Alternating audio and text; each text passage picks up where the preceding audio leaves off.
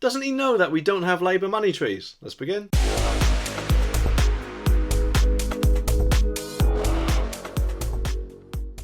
You know, it makes me wonder what it must be like to be in a Lib Dem's politician's head, knowing that you can come up with any sort of policy no matter how much it costs the country because, you know, there'll never be a number 10. Well, unless of course they do some sort of coalition of some kind. But this magical brainwave wasn't just from any politician, no, it was from their leader, so surely he should have known better, because by suggesting that the government could actually pay for such a thing is like dangling a carrot in front of our eyes. If this story is anything to go by, it just makes me wonder what they were thinking. I'm going to appeal to the peasants with the worthiness of an almighty money tree. Hopefully then Labour will pick me instead of Sturgeon for the next coalition. Ha ha ha, yes! Well, I heard that if you click the subscribe button down there, then someone from like Reform UK, for example, will send them a giant middle finger in a post, so why not give it a push? The article says that homeowners should get payments of up to £300 a month to help with their mortgages, according to the Lib Dem leader.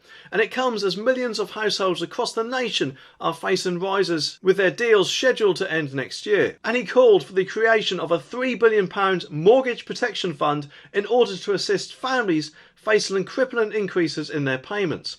Ed Davey said that this would be paid for by reversing cuts to taxes on banks dating back to 2016.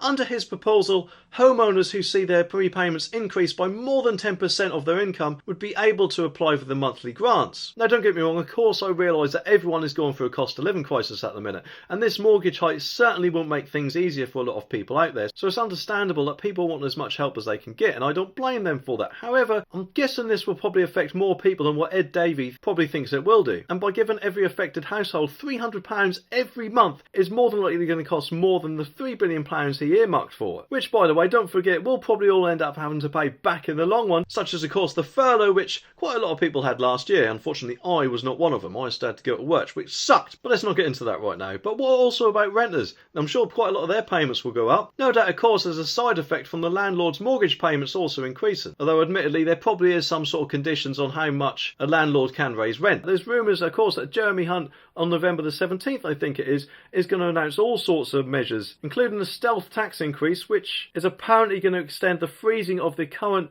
income tax threshold from 2026 to 2028.